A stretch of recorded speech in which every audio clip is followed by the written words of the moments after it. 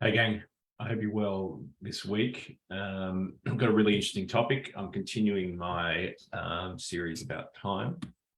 Last week I spoke about the idea of the linear time trap, which is that we have in our minds this idea of when we're going to die, and it drives our attachment to doing everything now, and it drives our behaviors around consumption, decisions, opportunities. And I put forward an idea around living beyond, having the mindset of living for now. And the idea put forward by Dan Sullivan around living to 156. And that's the mindset around letting go of this lack of time, this feeling that you've got this lack of time.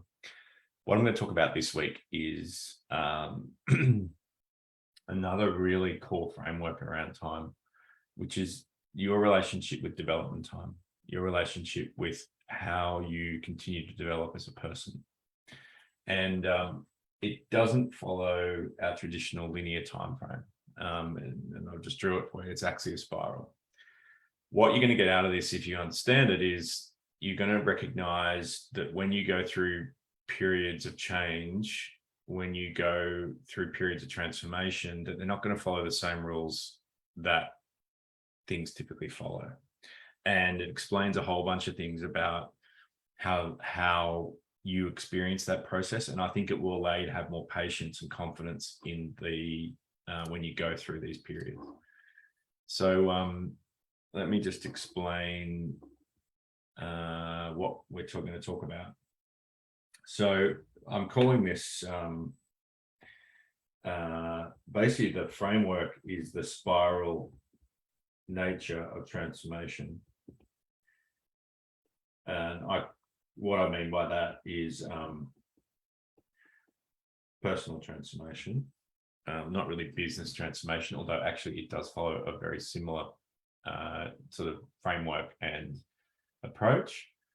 But what I'm talking about is when you're faced with a situation where the external world is challenging you to be different. So most of our experiences of developing are going to be driven by what I call an inward or an outward energy. So the inward energy is recognizing that there's something that I need to shift. So it's an I-driven, it comes from within, right? Where that comes from, you don't need to worry too much about, but there's a feeling within you that something needs to change. And then the outward shift, call it an event, but let's call it more about circumstances. Usually this is what we would call, let's write that again, a period of suffering, because the external world that you live in is not the way you want it to be. And that forces us to look at things differently. Now, either whether it's an inward or an outward driver, the process is a spiral process, and that's what I'm going to explain today, and explain for you clearly what happens so that when you go through it, you can go through it in a cleaner way, not have a rough experience, all right, because you understand that it's normal.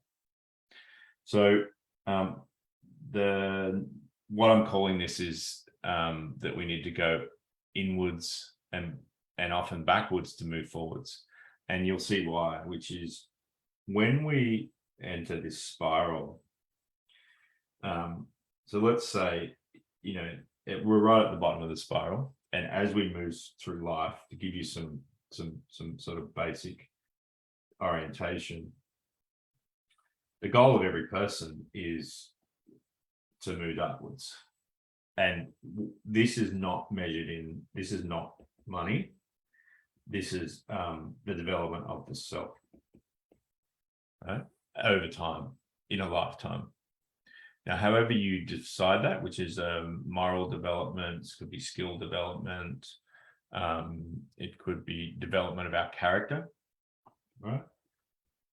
That over time, you'll notice that you start to learn the same lessons over and over again.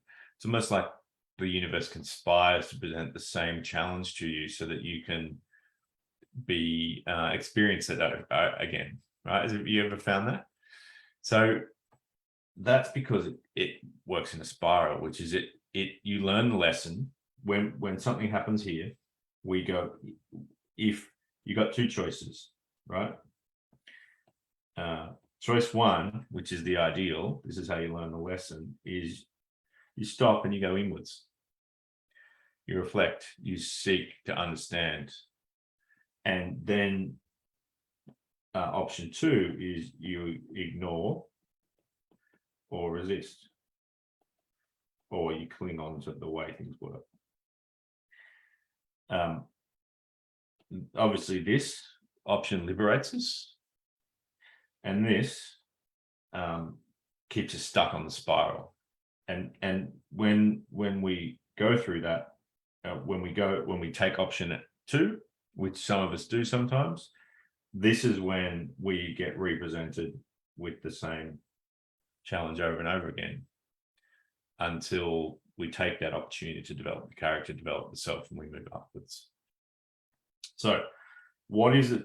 If we're going to take option one, we're going to go inwards and back and backwards. What is it that happens? That's when it moves over here into what I call a sideways shift. And this is what I'm looking to do, with individuals or with groups, with the people I work with, is we're actually helping them shift in perspective.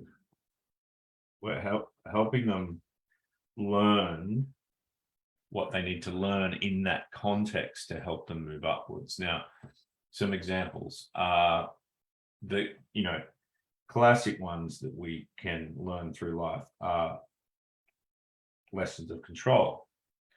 So we cling on to things, we want to make them the way we need to feel we make them. And in being represented this over and over again, we learn to let go. And that actually changes our external world. But it comes first from going inwards and backwards, sideways in terms of how we see that differently, and then outwards into the world again. And essentially, as we come back out, which is this point here, we have a different energy, right, to present to the world because we've made that shift.